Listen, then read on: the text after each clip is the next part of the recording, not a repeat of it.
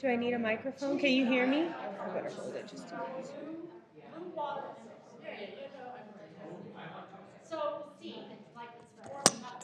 Is this working? All right.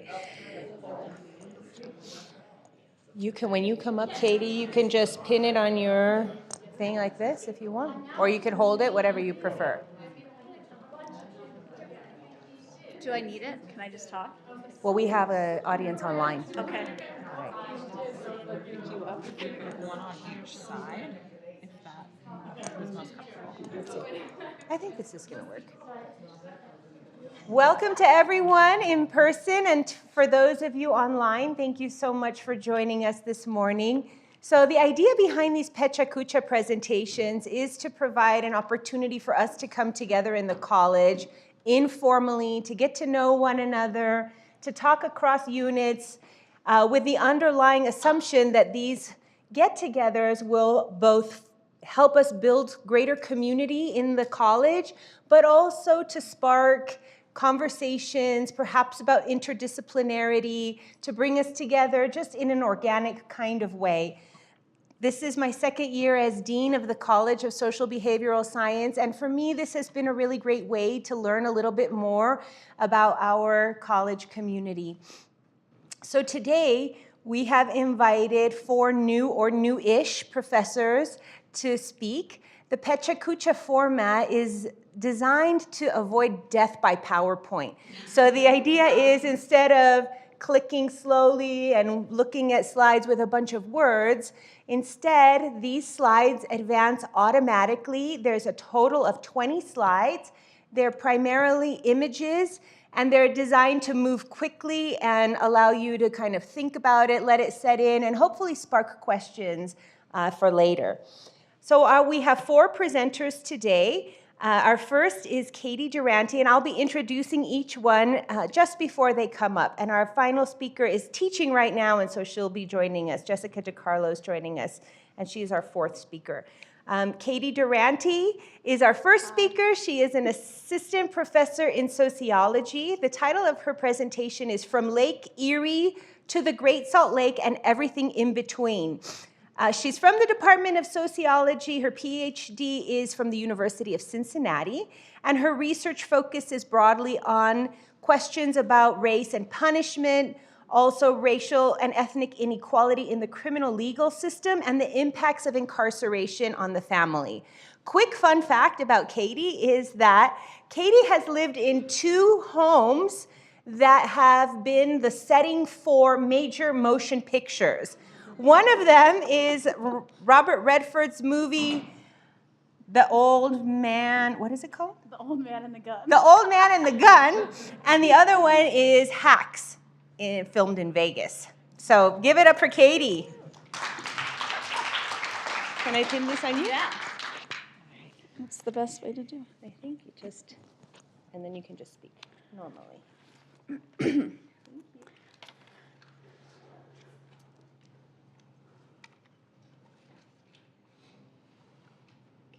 All right, so just go for it. All right, hi everyone. I'm Katie Durante, and I'm an assistant professor in the Department of Sociology. I started here in 2022, and the title of my presentation is From Lake Erie to the Great Salt Lake and Everything in Between. So I was born and raised in Cleveland, Ohio, which you might have guessed by the title. And I'm also going to guess that many of you were born and raised there too, because it seems like every other person that I meet in the Western US is from Ohio, or at least from the, at least from the Midwest. I have two sisters still in that region.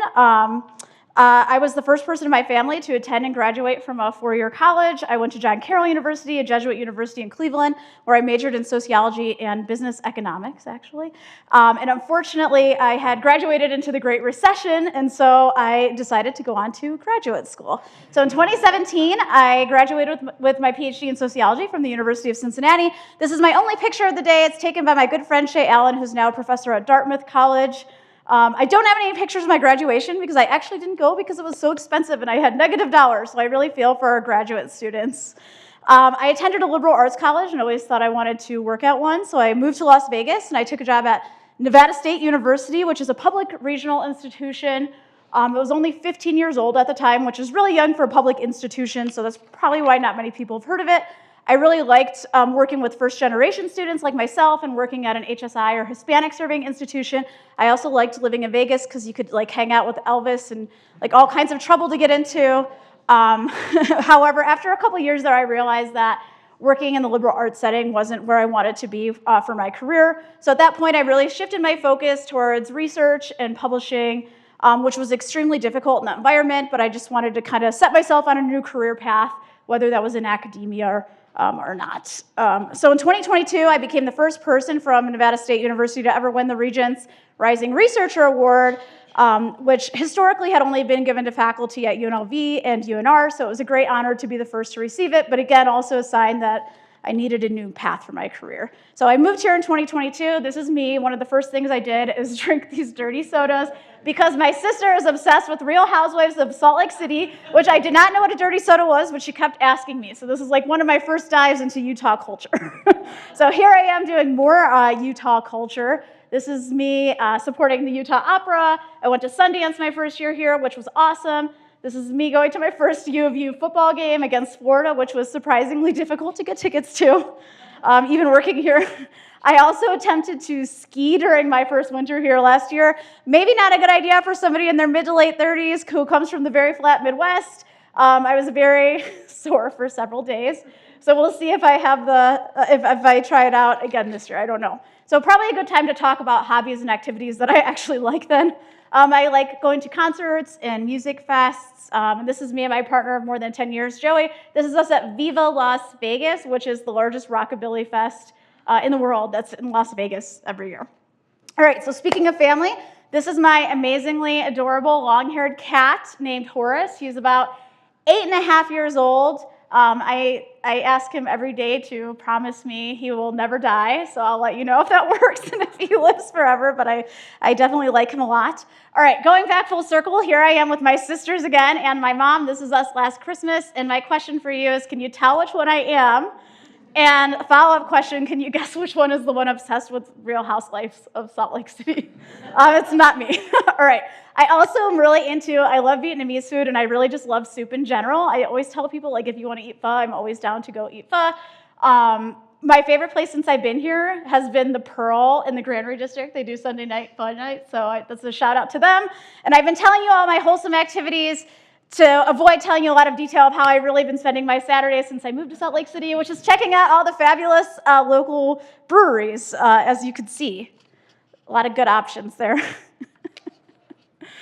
All right, I guess I'll tell you a little bit about my research since this is a work event. As Michelle had mentioned, all my research really centers around incarceration. So I study things like racial and ethnic inequality and sentencing and prison populations and admissions, as well as like the impacts on the family, such as health outcomes.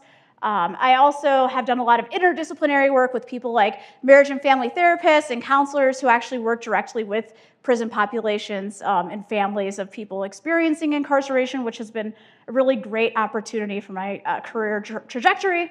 So to end this presentation, I'm just going to throw up this meme and say, if you're looking for a new friend, this is me, and I paired it with this picture because this was right before I went on Nevada PBS to argue with the prosecutor about death penalty abolition. Luckily, he didn't show up because that would have been really awkward. So, thank you.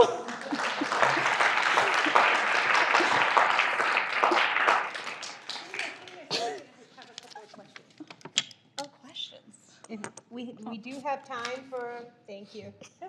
We do have time for 1 or 2 questions from our live audience. Thanks for laughing at my terrible jokes. I wish my students would laugh at my terrible jokes. Great, and we can get Monica set up for the next one, yes.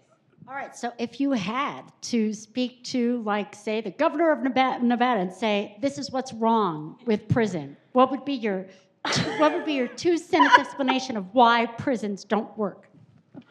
Oh man, you're really putting me on the spot with that one. I mean, I think that to me the clearest evidence is that recidivism is extremely high, which demonstrates that we're not rehabilitating people, that we're just causing oftentimes further harm to people and building their criminal networks and that sort of thing. So, good question. Excellent. Any other questions? I could just yell. So what part of Cleveland? I'm from Ohio too. I grew up in on like the northern Parma border, so like right by Old Brooklyn, Parma. What about you? Well, my husband was from North Olmsted because Oh, yeah. was with the UAW in Parma. Oh, okay. Yeah, see? I'm from Toledo. Oh, okay, that's where my sister lives. See, my partner told me I should take that joke out. He's like, no one's gonna think that's funny, but I'm like, no, you don't understand. Like, everybody is from Cleveland, so they will know. My husband's born in Parma. Woo!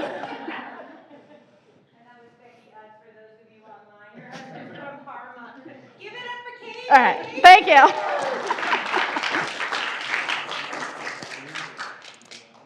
Thank you.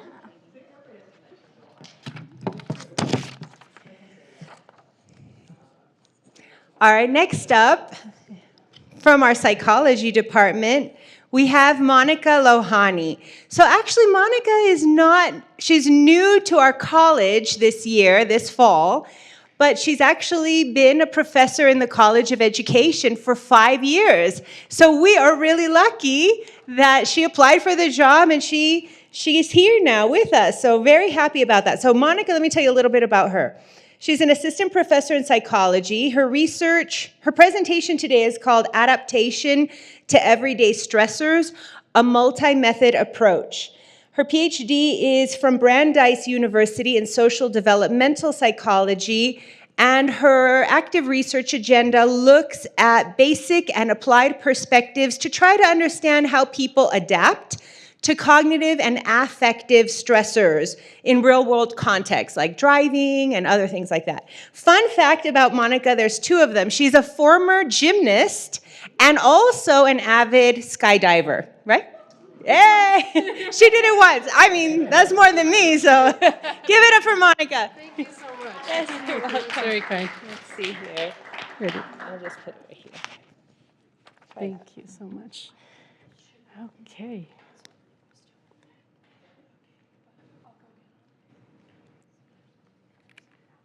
Thank you so much for the kind introduction and for this opportunity to talk a little bit about myself. I will first talk a little bit about my background, my research path, and then talk about 4 contexts in which I do my research.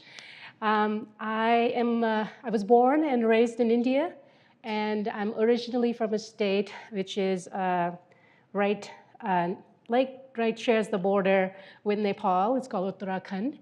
And I never planned to really leave India, but until I wanted to pursue higher education, I applied abroad, and here I am. So one person who cares the most about what I've done, what I'm doing, is my mom. She always has supported education. She's always valued education. Here we are on a road trip to her hometown, and she comes from really limited means, so she really cared for what I did. And I keep this on my desk, this photo, to remind myself of the sacrifices she's made and the journey we've shared together. My introduction to research was through this master's program I did in cognitive science, which was the first, and at that time, the only cognitive science institute in India. I was one of the first few graduates of cognitive science there. And it really introduced me to psychological science, the process, and it piqued my interest to pursue it as a career. And we had really limited resources and not much guidance, so our cohort used to help each other out, prepare for GREs together and stuff like that. And we had a new eye tracker that was installed in our department, in our institute, and nobody knew how to use it, so I was trying to figure out how to test attention and emotion interaction. And so I looked up online and I found Professor Isakowitz. He was a leading figure doing this work in his lab, and he was kind enough to share his setup with me. I was able to replicate that in my own lab in India. And then I knew that I also wanted to work with him, so I applied to do my PhD with him, and that's how I came to US. And this photo is from the day I defended my dissertation. There's Professor Isakowitz, Derek, and also on my committee was Professor Karen Quigley. She is a psychophysiologist and was very kind to let me just knock on her door and ask a bunch of questions and bug her every time. So I really appreciate their help and support in my journey. In my research, I'm interested in adaptation to short-term and long-term stressors, which are very central to health and well-being. And so I'm interested in how people can regulate their attention, their emotion, to adapt to ongoing stressors in their lives. And the long-term goal of my research is to improve self-regulation, to improve performance and health and well-being. I use a multi-method approach. Self-report is a key way of learning about person's stressors and what they are going through. So I use rating dials in labs and phones in real-world settings in people's real world, and ask about their context. Another approach that I use is behavioral methods, so using sensors to examine where people are looking, how people are moving, how are they moving their emotional muscles like frown and smile muscles by using sensors on them. And so I use this way of learning more about the person in addition to self-report. Here is my first participant from my graduate school years who was very kind to devote her time. I'm also interested in psychophysiological measures like heart rate, skin conductance, because they can be measured in real time without disrupting the task. And you can learn about the changes in cognition, sometimes additional information more than what self-report may provide. And I started my work more with lab-based experiments, but for my postdoc, which was a joint position between Yale University and Air Force Research Lab, I wanted to do more applied work. And this work really grew over the course of years, and more academics and more industry partners and nonprofits became a part of it over time. And we started with trying to study intelligence analysts. Started with some important lab-based experiments, and then extend that to real-world settings where intelligence analysts are creating intelligence products, and they're working under very demanding, stressful situations. And so after doing some lab work, we wanted to extend it to more real-world, and that's how we started doing some military exercises. This is a photo from, I'm right here with my team here, and above in the photo are some core team members that led to this work where we were trying to create these search and rescue missions and create stressful situations that then intelligence analysts were creating products out of. And I was recording multimodal data in real time and monitoring it over time. And the goal was to see how teaming and communication could improve the quality and success of the intelligence missions. This work was really made me learn a lot about interdisciplinary language and how to talk to others. Because we are sharing pictures, I wanted to show this picture from the museum, one of the main museums in Italy, Florence, and where I got to present some of this research and talk about the work that I was working on with the military. I also want to share a few other contexts with you. So if you drive around the highways here, you might have experienced some version of these stressors or seen other people maybe witness those.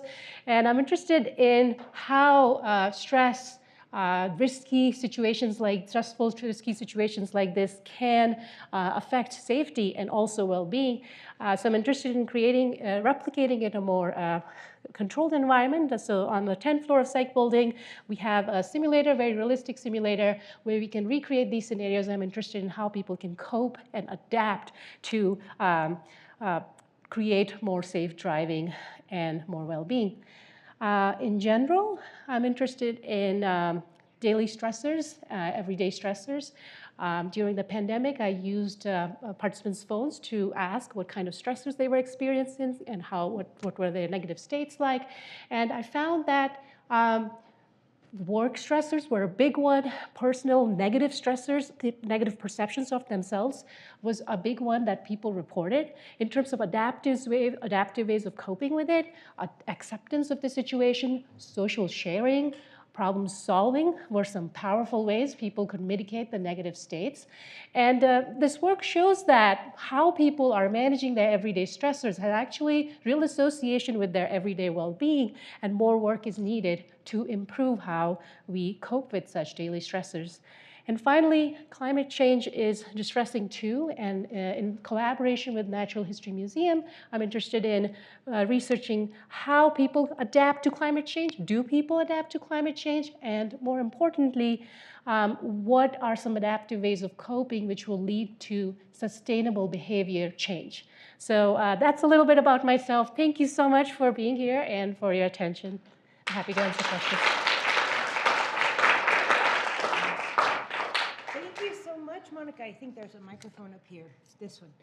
We have time for a couple of questions. Does this work? Okay.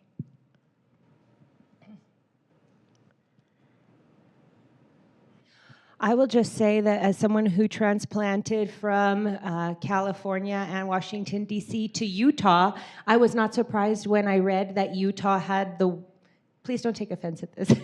I read it in the news that Utah has the worst drivers of the entire United States. They might. So you have a very robust context in which to conduct your research. Thank you. Yes, I think so too. The red lights are sometimes a joke because cars just keep flying after it's red. So that was something that I got used to and got rear-ended for stopping when it was red. But that's just getting used to the place you're at and the context, I guess. Any other thoughts or observations or comments? I'm curious, I didn't know that the simulator was on the 10th floor. I might have to take a trip up there. Yeah. I'm working on the 4th floor in sociology. I'm curious about the sort of simulation and creating the environment of real driving. And I'm wondering about the age of drivers. I know a lot of people who have kids, probably in this room, who are learning to drive right now, as well as like the environment of who else is in the vehicle and if that's something that you're able to play around with. That's absolutely an amazing question and something that I've been thinking a lot about.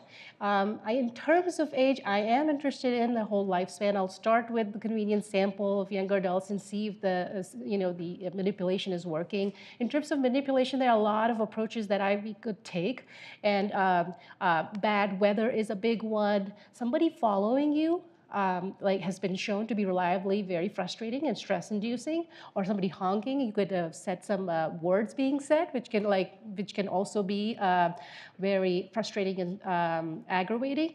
And I wanted to start with road rage, but we'll see how that goes because we're working with simulators. So I want to do something that has worked in lab settings before I can master the plan, and then tweak it further to include road rage. But I'll do some pilot work and see how this works, and then add more age groups. I do think that there's value in getting to younger people, who just got their licenses, and also going further down the lifespan. But first mastering the manipulation, and then adding more samples would be my plan. Thank you for asking. Big round of applause. Thank you so much. Thank you so much. Really appreciate it. Thank you. That was great. Thank you. And I learned so much. I have more questions too. Okay, from my department, next up we have Max Coleman. He is first-year faculty in the Department of Sociology. The title of his presentation is called My Journey to Sociology and to Salt Lake City. Max received his PhD from Indiana University in sociology, and his research focuses on the health consequences of inequality. So he studies questions such as the so-called health paradoxes, mental health conditions such as major depression, dementia. Fun fact about Max is that when he was on a safari in Namibia, the safari vehicle broke down and they got stranded in the Namibian desert. only to be saved by a German mining truck that, I don't know how you found them, but. Yeah, diamond mining company. Diamond mining company in Namibia. All right, so come on up, Max. Thank you. Thank you. So here we go. Uh-oh. Is it started? I think so. Okay, well, thank you Well, all here, so I much can for... back it up. Go. Okay, wait. It's, oh. No. Here, that's okay. It's all good. I'll just press the from beginning. Okay. Okay. Cool. Thank you so much for being here. Can you all hear me okay? I'm Max Coleman. I'm a new assistant professor of sociology, and I'm originally from California, from a small town called Orinda. These are the Orinda Hills in this photo. I am a Matador, graduate of Merrill High School, the Matadors. So two of our famous alumni are Nicole Wallace of MSNBC and Andy Baragani of Bon Appetit, if you're familiar with either of those people. I grew up in Orinda, as I said, and I have a twin brother and an older sister. My older sister's not shown here. But these are some photos of us. The one on the top right is of us having to say goodbye to our beloved 1990s Volvo when we went to college. And then on the bottom is a picture of my whole family on a vacation in Hawaii. On the bottom right, I'm the smaller one, but now I'm slightly taller than my brother, so I'm very happy about that. So I went to Oberlin College, a small college in Ohio, in fact. And I was really influenced by the culture of the of the college, the very activist sentiments, and I think that really influenced my approach to thinking about sociology. I also studied abroad in a 3-country program in Guatemala, El Salvador, and Nicaragua, which is an amazing program. So that photo on the bottom right is in Guatemala. And some of the things I really enjoyed in college were doing photography. My friend photographed this picture on the bottom left of me looking very studious. This is not a real photo, it's staged. And then on the bottom right is just a fun picture of me with 3 other sets of twins on our graduation weekend. So the bottom photo is my brother and I. And I was very influenced, as I think a lot of sociologists were, by social theory, and especially by the work of Durkheim. Emile Durkheim, who's considered the founder of sociology, and his work on suicide, which was written in 1897, I think really impacted my understanding of how things like mental health, which we think of as so individualistic, are actually very much shaped by broader social forces. And so that's something that I continue to be interested in to this day. And so I went to UW-Madison for my master's degree, and my interest at the time was in the relationship between perceived social status and mental health, so how people think of themselves despite having very high objective social status, perhaps, in terms of income or those kinds of things. People may rank themselves low in society, and that has significant consequences for their mental health.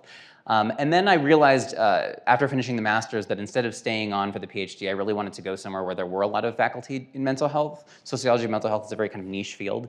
So these are some photos from that experience. The top right is our sociology building, which I would argue is just as ugly, perhaps, maybe not a nice word, as the one here. I know people have negative stereotypes about that. Yes, exactly, exactly. So one of my interests in my dissertation work was looking at health paradoxes, cases where groups with high social status actually have worse mental health. And so thinking about the way that wealth, for example, can have a corrosive effect on your well-being. Those are some of the things that I was interested in and that I'm still interested in. So here's a photo from my dissertation committee the day that I defended. And I met my partner, Rob, in Indiana University. He is a composer, and luckily we both were able to find positions here. And so he teaches music composition and also music theory, both here and at UVU. So he's very busy this semester. So I think a lot of people have a stereotype that Indiana is this very boring kind of flyover state. There's not that much interesting to see, but it's actually a very beautiful place. So here are some photos of some of the state parks that we liked to visit at the time. It's also very close to Chicago, which is nice. So if you're ever in Chicago, I would highly recommend going to Frontera Grill. Rick Bayless, if you know him, is a chef who does amazing Mexican food. So would highly recommend this restaurant. It's one of my favorites. And so we basically drove. It was a 3-day drive from Bloomington to Salt Lake City. Here are some photos from that trip. And unfortunately, our stuff the movers were late to get our stuff, so it took 3 weeks or so. So we were mostly just sleeping on air mattresses for a while. This is our cat Milo, who seemed to enjoy it more than we did. And since we're all showing photos of animals, I thought I would show a couple more photos of Milo. He's very sweet. He's probably a year and a half old at this point, and I think this cartoon on the right is very accurate, that he is both very annoying and very cute. This is him. He often will sit on my computer while I'm doing work, which is very cute, but extremely difficult. So So this has been a challenge that I'm still trying to figure out how to address. So another thing that we really enjoyed doing since we've been in Salt Lake is just the amazing nature around here, the hiking. Just 3 or 4 days ago, we were in Arches National Park. So the middle photo is Rob and I trying to scramble up this like narrow rock called a fin, and we didn't make it all the way, and we actually turned back. But we did it. It was a great hike, highly enjoyable, and so it's been really wonderful. This is an actual photo of Rob in his teaching music theory. So like I said, he teaches music theory at UVU and also composition here at the U. This photo on the right is a staged photo. My parents visited here recently and insisted that they have a photo of me teaching during break, so there was no chance that was going to happen. So this is the actual room that I teach in, but this is not me teaching. I'm a big fan of loose leaf tea. So if anyone would like to join me and try some tea, I sometimes do tea tastings, not like paid or anything, but just, if you want to come over and try some tea. I think I have like 50 different types of loose leaf tea at this point. I didn't photograph all of them, but here's a small selection. So that's another thing that I enjoy as well. And then finally, music, playing music, listening to music. The bottom left photo is my brother and I improvising a song. And then on the right, our cat loves to sit on a record player, which is very cute and annoying, as I've said. And so we also have a record collection that includes classical music, jazz, folk, a couple other different things like that. So those are some of the things that we enjoy since we've been here. I know I haven't talked a lot about my research. Some of the areas that I'm looking at right now are the role of mental health stigma and what are the predictors of stigma in addition to how we can address stigma, the role of social networks and how they affect our mental health. Sadly, the rise of mental health problems among young people, which has been very steep lately, and what can be done about that. And then finally, the role of political polarization and its effects on distress. So I'm really interested in doing collaborative research. I feel like I've done a fair amount, but I'd love to do more. And so if any of you feel like what you're hearing seems maybe interesting, or you feel like we might be able to collaborate on something, I would love to do that. But in general, yeah, I really appreciate your time, and thank you so much for listening.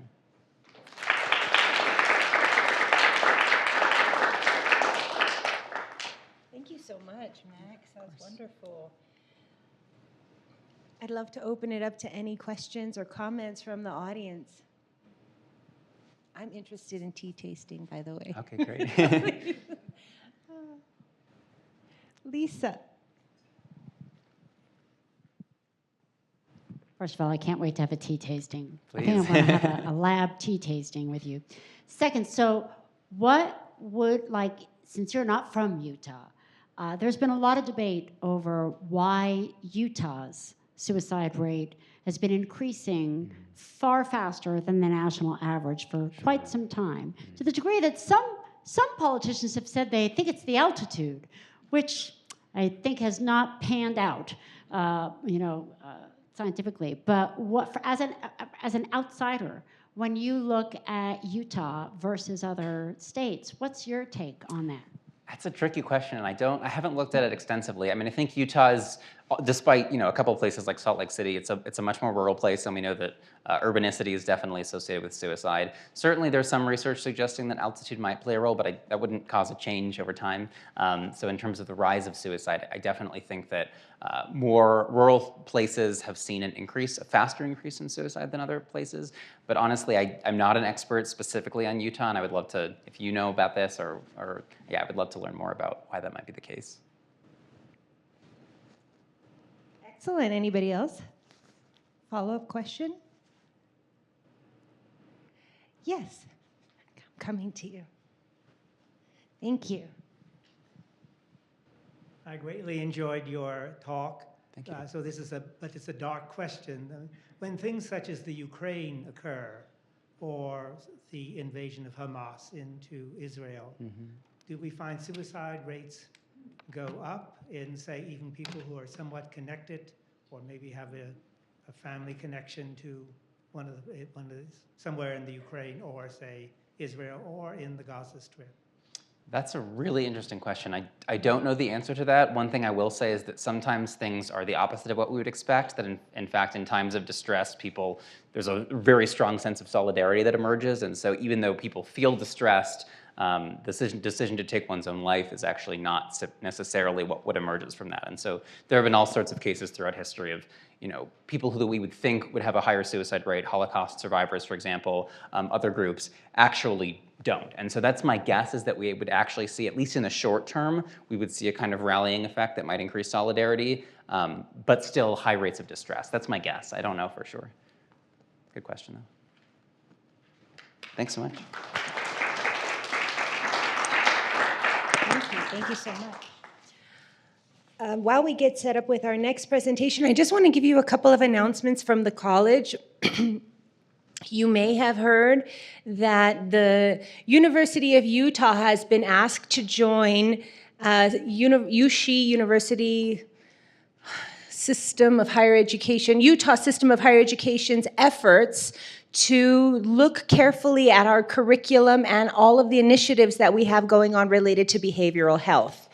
And so one of the catalysts for this is that the Department of Professional Licensure for the state of Utah has decided that they need to make some revisions to the licensure requirements in the space of behavioral health.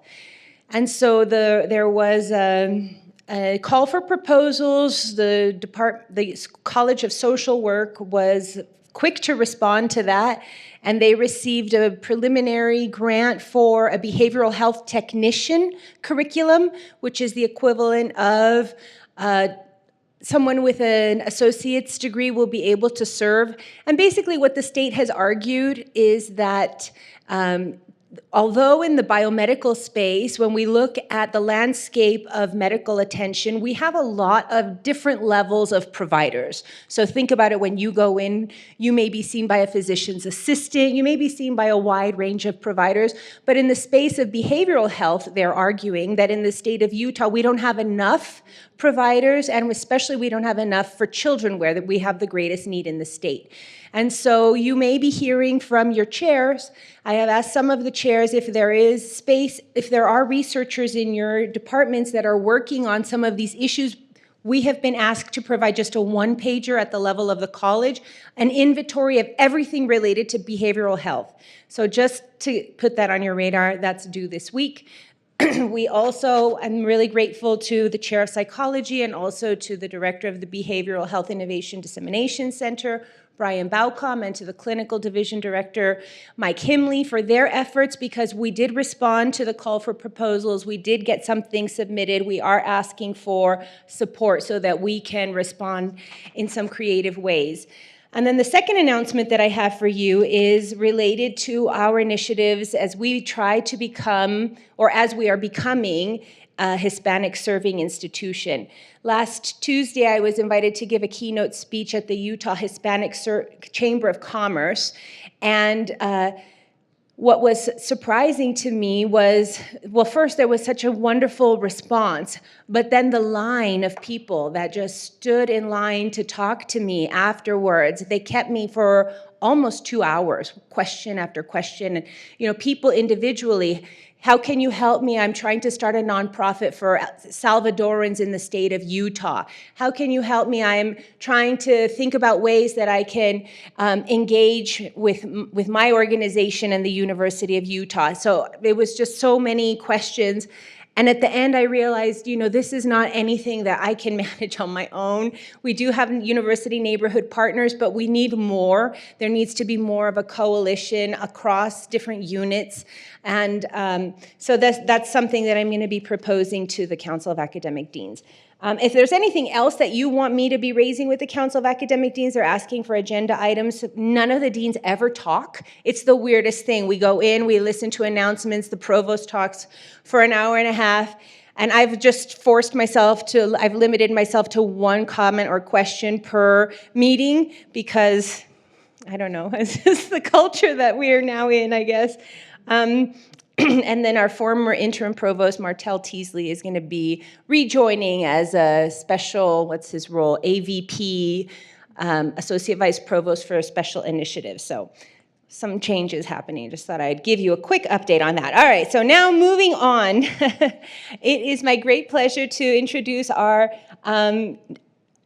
final speaker for today, Jessica DiCarlo, is a brand new professor, assistant professor in the Department of Geography. And this hire emerges from a partnership with our Asia Center through the Luce Foundation. The title of her presentation is called Curiosity's Compass, Mapping My Journey to Geography and Across Asia.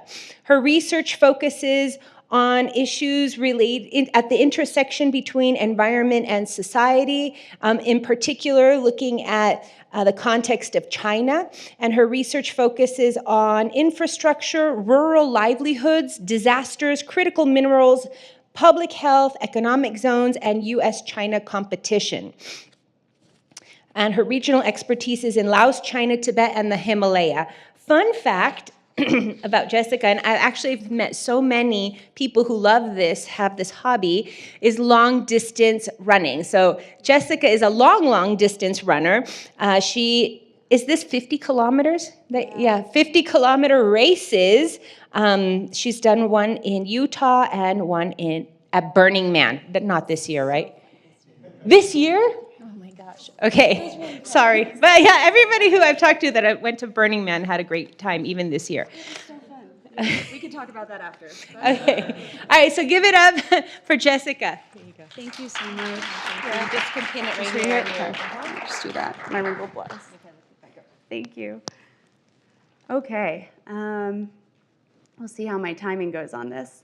So thank you everyone for being here. My name's Jessica, and I want to share kind of what I like to think about and how I arrived here. So as you might garner from these photos, I am people-centric in my thinking and research, and I'm really motivated by issues of equity, unevenness, dispossession, and justice. And at a more macro scale, I care a lot about challenging the status quo, which I do through topics like Chinese development, infrastructure, and other things you will hear about. My training spans the US, China, and Canada, from teaching in China to graduate study at Berkeley and Boulder, to a pre-doc at BU and a postdoc at UBC. But the stuff I'm going to share today really took place in between these time periods. So I spent much of that time living in the places that I was really curious about, and I eventually came to study. And I'll share these as kind of my longer journey in Asia. So my fascination with Eurasia began in the early 2000s, and it actually started from and was related to Israel-Palestine. I was studying in London with a scholar who had lived in Palestine for 10 years, and as I learned the actual history of the place, I realized how little I knew. So I switched majors to poli-sci, and so this began. My first time in China was weeks after graduating college, when I was working for a classical pianist putting on concerts. My music background for another time. But the following year, I was awarded a Princeton in Asia Fellowship and placed in Shihezi, Xinjiang in China, a step towards my kind of Central Asia study dreams. But there was a lot of violence that year, so I had to leave. And I was relocated to Dalian, China, which is in the northeast of the country. So I was an aspiring Central Asianist, completely out of my element. I didn't speak Mandarin. I only knew Central Asia. But my time as a Princeton in Asia fellow at the university was one of the most pivotal in my life. From there, I would spend the next 5 years living in and around China and Asia broadly. So, for example, I wanted to work in rural development and health, so I ended up at an NGO in Tibetan China. And working in Tibet was not without challenges, but compared to the current moment, I think a lot easier than today. A lot of the foreign NGOs had just been kicked out in 2008, 2010, so it was a really sensitive time. It wasn't uncommon that a lot of our work was prohibited by the government. So I ended up moving when my contract was up to Nepal, taking my very meager salary and walking for about 3 to 4 months, and just thinking before grad school. There were so many problems in the world, and what could I actually do about it? So through my earlier career in kind of nonprofit development, I saw a lot of the complexities in these industries, and it led me to question the role and kind of unintended effects, and thus to grad school. So during my master's at Berkeley, I spent a summer in India to build on my public health work, which is where I thought I would take my research. I was doing work on ICTs and breast and cervical cancer prevention. And I also carved out some side projects traveling by motorbike around the Indus River Valley, documenting Buddhist monasteries, and then traveling through Kashmir. After that, with my master's and beyond, I returned to Nepal to study post-disaster development and changing farming practices after the 2015 earthquakes. And I was really lucky to work with an interdisciplinary team between Berkeley and Bergen on questions of livelihood adaptation and psychosocial change, and look at the challenges that came with the flood of disaster aid from kind of a political economy perspective. So a PhD seemed inevitable. My research is really situated in this trajectory of exploration and curiosity around Asia. I had these accumulated ideas, accumulated kind of grounded knowledge of this place and language and history. I felt I had to do more. So I found a home in geography to bring together my interests in place and justice, and that led to my doctoral research. So I wanted to get back to China, and I ended up studying China from its border regions in Laos and Southeast Asia for my PhD. So this really looks at Chinese infrastructure development and tells the stories from the ground rather than the 30,000-foot views from Brussels, DC, Beijing. So my grounded research follows big infrastructure projects to take up perspectives on the Chinese and Lao side. So for example, I've looked at the motivations and logics of Chinese capital. I've looked at Chinese migrant labor experiences. On the Lao side, I've looked at processes of land expropriation, displacement, how people have ended up waiting for infrastructure that's promised and never come. Finally, beyond teaching and writing, I'm really committed to policy and public engagement.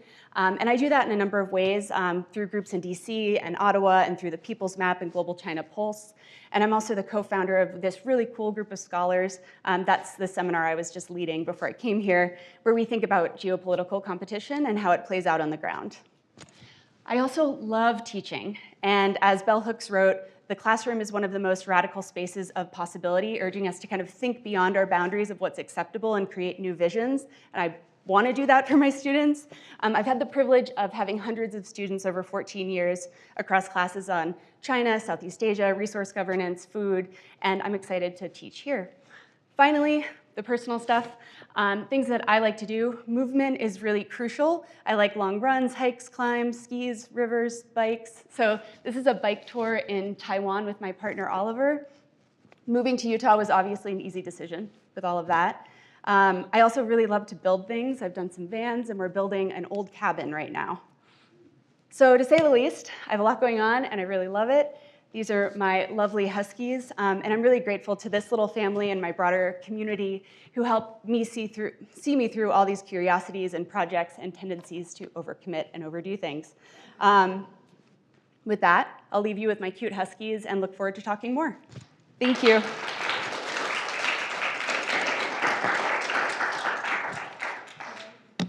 Really pack that in. Thank you so much, Jessica. That was Thank you. great. Who has a couple of questions? A question for Jessica? Anybody want to hear about Burning Man or? Just trying to stir the pot, you know. Thank you. I've met Jessica a few times, but I think the question that many of us might have that you might have some perspective on is if you work internationally and places are shifting and either becoming more authoritarian, so more difficult to work, or there's conflict going on, how have you adjusted you gave one example, but how have you adjusted your work and your approach when those things are ongoing? Yeah. Moving my dissertation outside of China was a big part of it as I watched people being limited in the research they were doing. One friend was kicked out of China doing research. So trying to find ways to do research outside the country is really important. I've also recently, I'm still working in Laos and Southeast Asia, but I'm kind of reestablishing my China connections through the Chinese Academy of Sciences, one of the organizations, the U.S. Committee on, the National Committee on U.S.-China Relations is kind of a good in. So I think these kind of bigger actors allow me to continue to keep reaching out, but it's really complicated just because there are also so many horrible things happening that, yeah, there's a lot of tensions within me about doing work in certain places. Thank you. Yeah. Otherwise, pho and tea, I would love to join you guys for that. I want to be invited to that too. Yeah. Okay. If anybody has another question, let's just keep you up here for one more second, just in case people need to let it all digest. Let's see. Final question? I'm good at waiting. Good? Yeah. I taught for 30 years, so I know. All right, Thank you. Thank you. You took off your lapel. All right.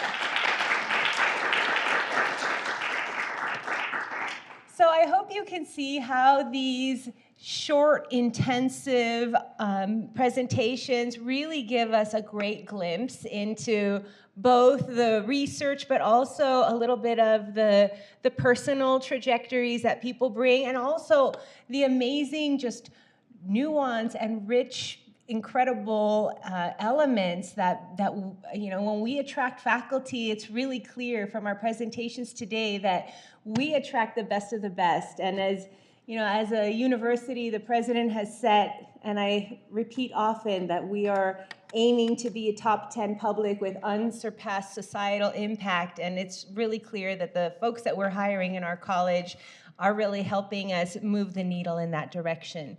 A couple of announcements that we have for events that are coming forward and an invitation for all of you. We have our next Pecha Kucha presentation has a theme of food. And it's because we are doing it in collaboration with the Feed You Pantry. And so we are looking for more presentations. You don't even have to be a food expert or do research on food, but if you want to talk about food, I know everybody eats. So there's an opportunity for you on November the 16th. We're going to be meeting again in here from 12:30 to 2 p.m.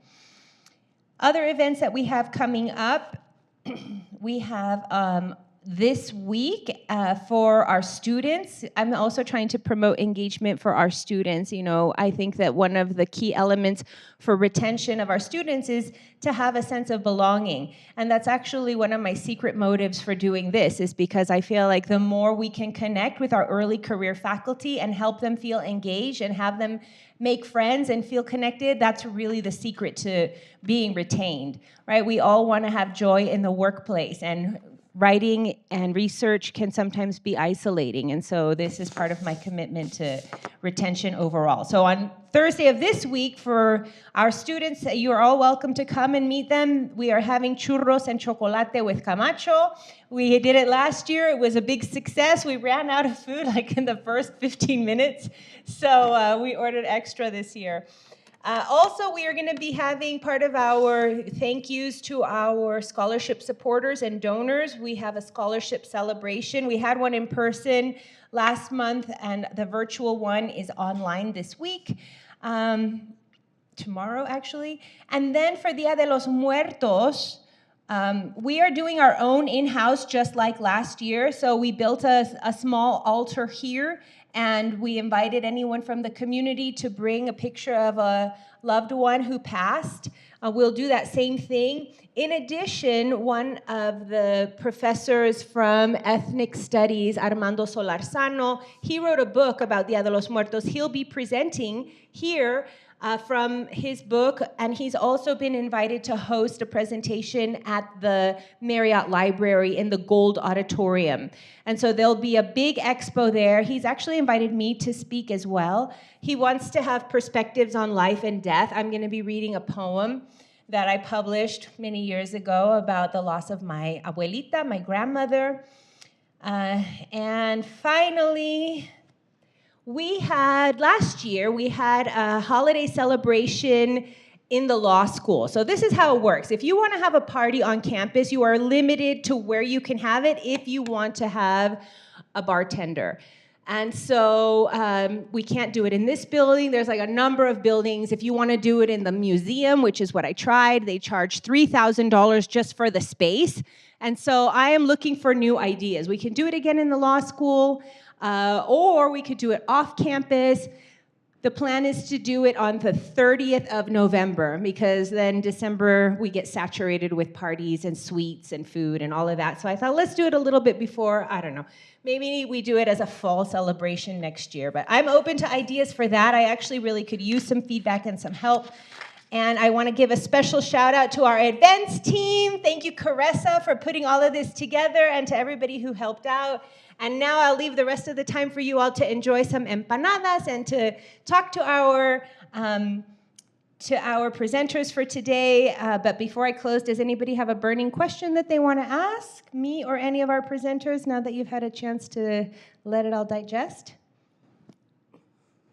Okay, thank you so much for coming.